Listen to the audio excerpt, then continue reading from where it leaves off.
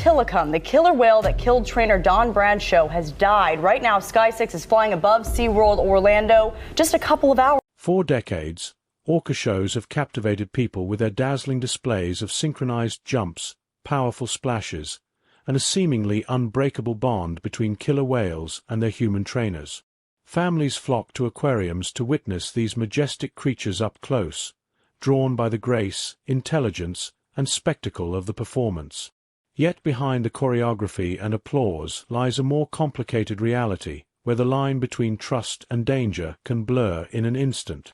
Despite their trained routines, orcas remain apex predators, and history has shown that even the most experienced handlers are not immune to sudden, tragic turns. Join us as we take a look at one such moment, the heartbreaking and terrifying last moments of trainer Marina Lysaro. From the time she was a young girl, it had always been Marina Lysaro's dream to swim with the giants. She was drawn to the sea and the majestic predators that ruled it, so that dream became her life's goal and eventually her life's work. She spent years in rigorous training, building bonds with the ocean's most awe-inspiring creatures, bonds that few could even imagine, let alone understand. No one could have predicted that this fantasy she fought so hard to make real would one day turn into an unimaginably horrific nightmare. It happened on a warm, sunny June afternoon at Ocean World Orlando, a calm and fun-filled moment that was soon shattered by panicked screams. Settle in as we explore the chilling account of what took place that fateful day, and how the story could have been different had clear signs been heeded. Signs and attack. The main character of our story isn't just another animal trainer new to the game, but one who was revered in her field. By the age of 33, she had already earned legendary status in the marine mammal training world. Her connection to the animals went beyond routines and rehearsals, especially when it came to orcas. That passion had never wavered, and among these apex predators, one orca, Nyla, held a special place in her heart. Nyla was a titan, 19 feet long, weighing over 8,000 pounds, and with a commanding presence that had captivated audiences for years. Captured from the wild waters of Iceland in 1992, Nyla had become the centerpiece of Ocean World Orlando's most acclaimed shows. Her sheer power and grace in the water made her a spectacle no one could forget. To Marina, though, she was more than a performer or centerpiece attraction. She was a partner that she had come to connect with on a deeper level. Their seemingly mystical connection was one often whispered about between her colleagues and even some regular audience members. One colleague once said, "Marina and Nyla were something special. There was a kind of magic between them. When they swam together, you could see the trust. It was real." That trust seemed unshakable, and for 10 years Marina and Nyla performed in perfect harmony. Their routines weren't just exercises in training, they were works of art. The audience would erupt in applause as Marina danced in sync with Nyla, the two of them spinning and diving as if they shared a single mind. Marina's style of training was a bold one, even for veterans. She didn't just train orcas, she bonded with them, lived alongside them, and knew them in ways no one else did. One trainer said, she wasn't scared. Most people, deep down, are afraid of orcas. Not Marina. She had this calm and control. She could command attention from Nyla with just a look.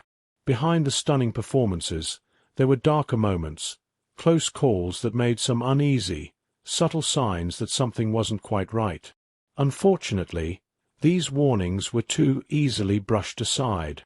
Nyla, for all her beauty and strength, had a history, a pattern of subtle aggression that surfaced every now and then. Tail slaps, missed signals, and sudden bursts of defiance were just some of the things being taken note of by those weary of her erratic behavior. Trainers also witnessed moments when Nyla would snap at the water or display behaviors that pointed to frustration, such as jaw popping and abrupt lunges. Perhaps due to carelessness or greed, those moments were downplayed and often explained away. Someone would say, "Orcas in captivity behave like this, it's natural. They're wild animals, after all." To Marina, Nyla wasn't just a show animal. She was a collaborator, a friend, and to the public, the main attraction and elegant star of Ocean World. These were perhaps enough reasons for her and the heads of Ocean World to ignore obvious safety concerns. Nyla was born in the frigid dark waters off the coast of Iceland, where she was ripped from the wild and thrust into a world of performances, routines, and confined pools. At 19 feet long and 8,000 pounds, she was one of the most powerful animals in captivity, and her movements and very presence mesmerized the audience. Although she was a well-honed aquatic killing machine, her beauty was undeniable, and the knowledge that one such apex predator had been tamed probably made the shows all the more intoxicating. At first glance, Nyla seemed like any other orca, smooth, coordinated, and elegant, but her past wasn't something openly discussed. Most never knew the details of her behaviors that were starting to get more frequent, a pattern of missed cues, ignored hand signals, the distinct sound of a jaw popping open and shut in irritation. Sometimes she lunged at the water unexpectedly. The explanations came just as quickly as concerns were raised. It was attributed to stress and routine agitation, many of which were chucked down to typical behaviors for an animal confined in such an unnatural space. A former trainer admitted, there were signs, little things, clues, but no one really wanted to talk about them. It was easier not to. The show had to go on, so most of it was ignored, but a few people paid closer attention. And what they saw was troubling. Underneath Nyla's show-stopping performances was a seething anger and a quiet fury that had been ignored for far too long. The stress of captivity, the pressure to perform, and the need to maintain an illusion of control were just some of the things that quietly ate away at her. As an expert, and with her level of accomplishment in the field, Marina saw the signs. She understood the language, and she did know Nyla better than anyone else. Unfortunately, even she couldn't predict what was coming, and it came faster than they could anticipate. At the park, it was a steamy summer afternoon, one of those days when the heat beats down mercilessly. The air was heavy with the sound of children laughing, and the smell of salt water wafted through the air. People were pouring in, ready to be enchanted by the most extraordinary creatures on earth. Among them, there was one show that everyone looked forward to the most, the Dances with Giants performance. They assumed that today would be much like any other day, since it was already a favorite with the audience. People began to come in as the gates opened at 2:30 p.m., their voices filled with anticipation as they found their ideal seats. The arena was completely full. The pool's water glistened in the sun, mirroring the sky's dazzling blue. Backstage, Marina Lysaro, who had become known for her distinctive performance with Nyla, remained composed and collected, as she always did. That day's stunt was planned to be special. Marina and Nyla had practiced it endlessly. It was an audience-pleasing routine that showcased the orca's strength in a lovely, choreographed dance where Nyla would raise Marina from the water on her rostrum, so both the timing and the precision needed to be spot on. She had devoted years to training with her, developing a close relationship with her, and learning her every move. However, things were different today. The atmosphere was tense right from the start of the show. While she awaited Nyla's signal, Marina assumed her position, but the orca took its time to reply. With an unexpected hesitancy, Nyla's enormous form glided through the water as she lingered in it. Marina waved her hand in the way that always got Nyla to swim over to her, but this time she wasn't quite as responsive. Marina probably thought Nyla was just being a little bit stubborn and picky with her responsiveness, but that wasn't a big deal after all. She trusted her. After a few minutes, it was time for the stunt, and Marina stood by the pool's edge prepared. Everyone in the audience was staring at her and Nyla. Something changed as Marina went out to signal Nyla to come closer with her arm. The orca broke with tradition, and for the first time, Marina got worried. While she did love Nyla to an almost devoted level, she had worked with her for years, and she could immediately sense that something was very wrong in this moment. Unfortunately, while she was worried, she didn't think it was serious enough to get out of the water. To get back into the groove of the performance, she splashed water on the audience while smiling and trying to captivate them, but Nyla hadn't finished yet. Marina was abruptly grabbed by Nyla, the tremendous force of her teeth clamping down on Marina's arm, causing shock waves to travel across the water. Marina was instantly paralyzed, both in fear of what was about to happen and due to the orca's overwhelming strength. The audience was oblivious because it seemed to be all a part of the performance. Marina, on the other hand, was desperate to get herself free, but Nyla would not release her hold. Thrashing and splashing drowned out all other sounds as the water surrounding them swirled ferociously. It seemed as though time froze in those dying seconds. In her efforts to make sense of the mayhem, Marina's thoughts raced. Marina felt betrayed in front of hundreds of shocked visitors by the connection she had trusted and worked so hard to cultivate over the years.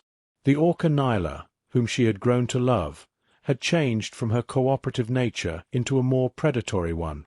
The trust and connection they had formed were immediately broken. Little did the onlookers know the genuine terror that was about to be unleashed on them. Marina Lysaro saw it as completely separate from the performance, whereas the audience saw it as an integral part of it.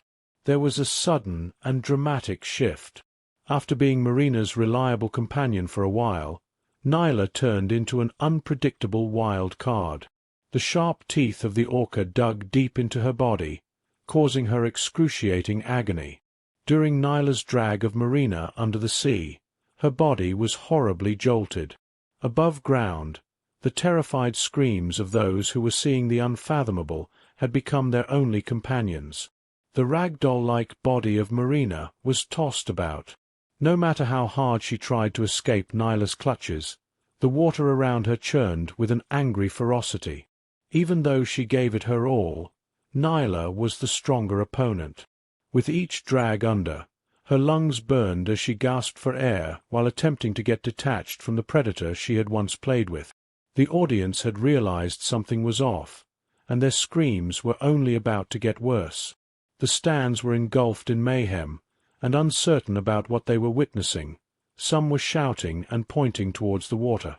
Members of the staff hurried to the pool's edge, where they quickly set up nets and sounded alarms in an attempt to get Nyla's attention. But the orca paid them no mind.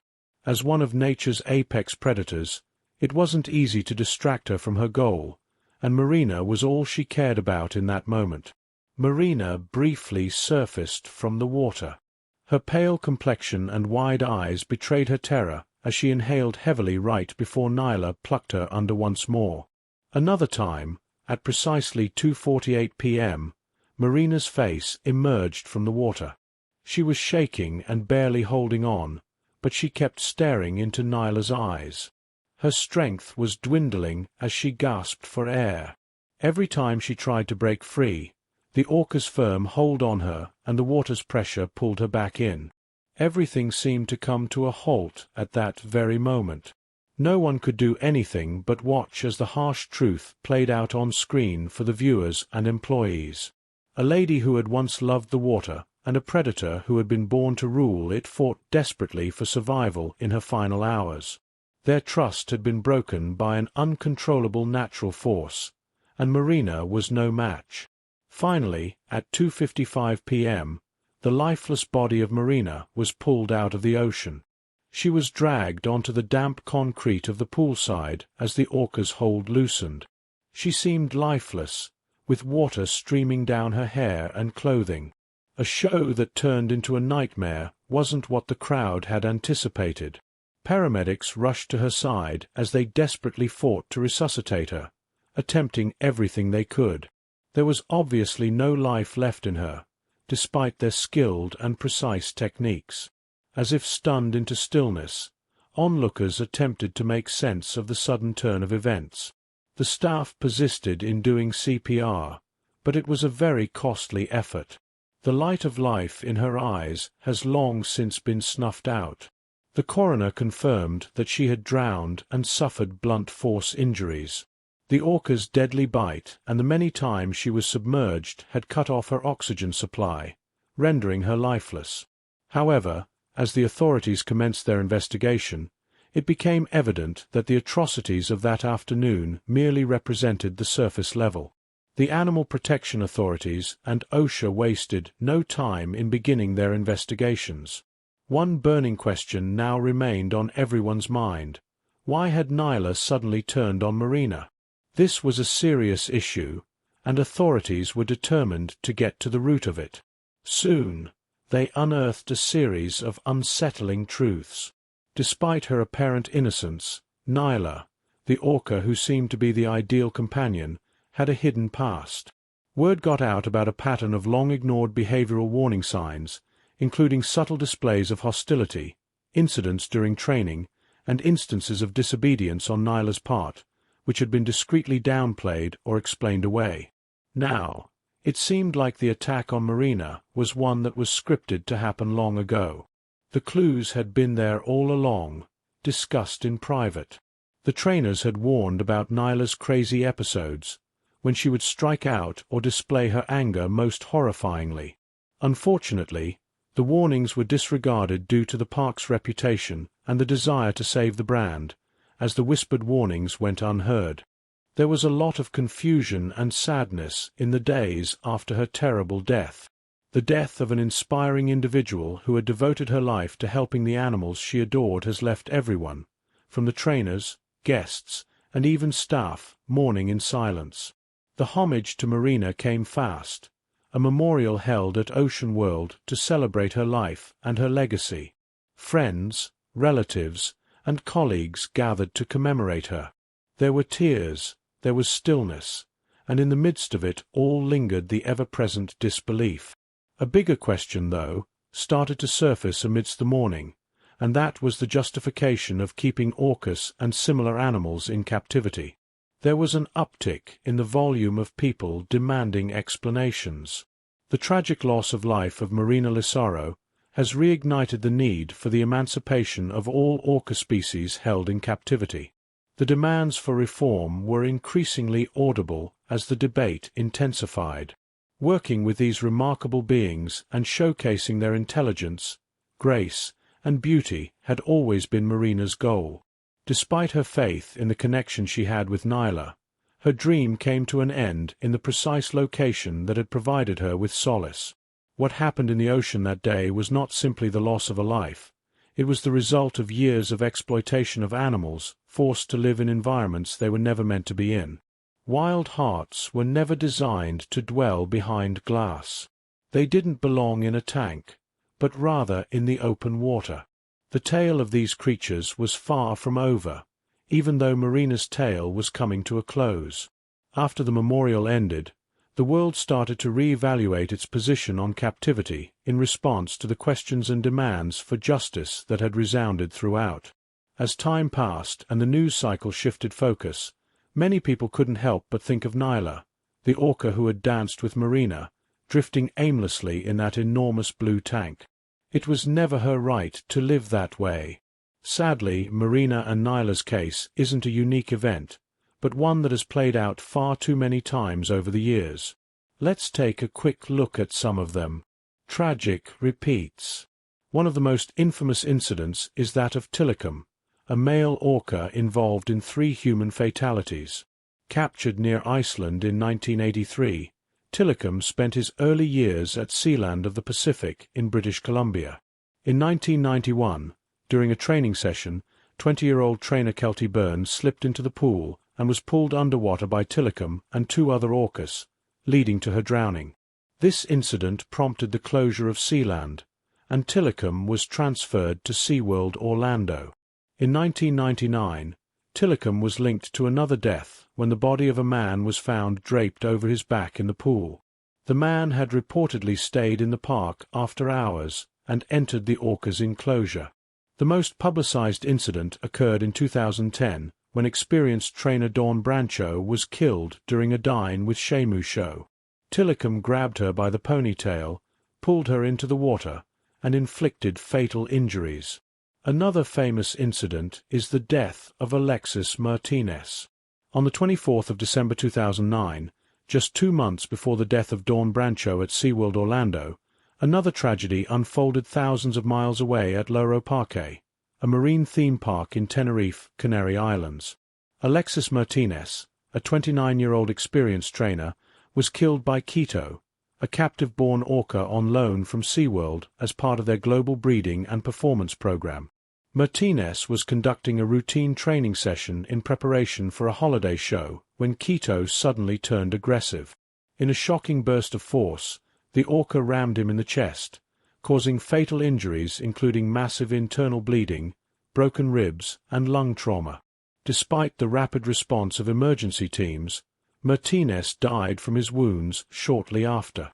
Initially, Loro Parque and SeaWorld described the incident as an accident, and early statements attempted to downplay the nature of the orca's aggression. It was left to internal reports and an autopsy to later confirm that it had been a direct attack.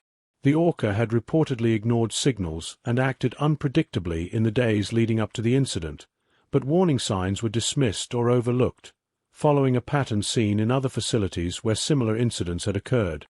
The tragedy shocked the marine park community, particularly because Quito was not a wild-caught whale. He was born in captivity in 1995 and had spent much of his life performing and training with humans. His behavior was supposed to be more predictable, even reliable. The fatal attack shattered that assumption and raised alarm about the unpredictability of even captive-born orcas. Alexis Martinez's death prompted widespread questions about the relationship between trainers and orcas, and the standards of care and risk management in marine parks. Unlike the US, where OSHA later intervened after Brancho's death, Spanish authorities were slower to enact reforms, though public pressure grew. Former colleagues and animal behaviorists suggested that Quito had shown signs of stress and aggression before the attack, signs that were either misinterpreted or normalized within a culture that often pushed trainers to prioritize show quality over personal safety. The use of powerful orcas for elaborate tricks in confined environments was becoming increasingly controversial, and Alexis' death became a rallying point for critics of the marine park industry. Although Loro Parque made some changes following the incident, Quito and other orcas remained part of the park's shows. Like many others in captivity, Quito continues to perform, even as the memory of what happened that Christmas Eve continues to haunt the marine animal training world. Public and legal reactions. While public discourse has often focused on the human lives lost or endangered in these incidents, less attention has been paid to the psychological toll on the orcas themselves. Marine biologists and former trainers have increasingly emphasized that orcas are highly intelligent, social animals with complex emotional lives. In the wild, orcas live in tight-knit matrilineal pods and can travel over 100 miles a day while communicating in a complicated yet mature language system. Captivity inevitably strips them of these essential parts of themselves. Former SeaWorld trainer John Hargrove, featured in the documentary Blackfish, described seeing behavioral decline in the orcas he worked with. He and other whistleblowers noted increased signs of anxiety, aggression, and depression in the animals, often correlating with time spent in small enclosures and social isolation or forced cohabitation with incompatible species. The phenomenon known as captivity stress can manifest in a variety of ways, which include repetitive behaviors and floating listlessly at the surface, and aggression toward other orcas and humans. Many of the orcas involved in serious incidents, such as Nyla, Tilikum, and Quito, had documented histories of behavioral instability, yet continued to perform in shows. The wave of attention brought by Blackfish and public outcry after incidents like the death of Dawn Brancho spurred a series of legal and political reactions. OSHA, which is the Occupational Safety and Health Administration, took decisive action in the wake of the SeaWorld tragedy. In a highly publicized trial, SeaWorld was found to have willfully violated safety regulations. OSHA's ruling prohibited trainers from entering the water with orcas during performances, dramatically altering the nature of orca shows. California took the movement further. In 2016, the California legislature passed the Orca Protection Act, which banned orca breeding and the use of orcas for entertainment performances. The state's largest park, SeaWorld San Diego, transitioned to an educational exhibit model shortly after. Other parks began to follow suit, though some facilities still operate under older models elsewhere in the world. For decades, parks like SeaWorld operated under the dual pressures of public entertainment and profit. Trainers were often encouraged to develop close relationships with the animals and perform increasingly daring stunts, an approach that was seen as necessary to thrill audiences and generate revenue. However, critics argue that this system placed both human and animal lives at risk. Internal reports from some marine parks suggest that management often downplayed aggressive behavior from orcas to preserve the image of the shows and avoid public concern. Trainers sometimes expressed unease about this culture of silence, especially when their own safety felt compromised. In the years since the Brancho tragedy, SeaWorld has attempted to change its brand toward conservation and education. The company announced an end to its breeding program in 2016 and pledged to cease theatrical orca shows entirely. While the United States has made strides in restricting the captivity of orcas for entertainment, the global reaction is slightly different. In countries like Russia and China, the marine entertainment industry continues to grow, with new parks being constructed and wild orcas still being captured for display. In 2018, 11 orcas were found in cramped sea pens off the coast of Russia's Far East, a situation that was termed the whale jail by activists.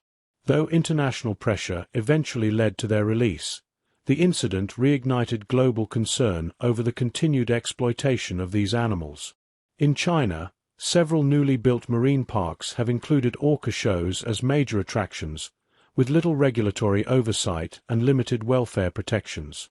Meanwhile, countries like Canada have moved towards stronger protections.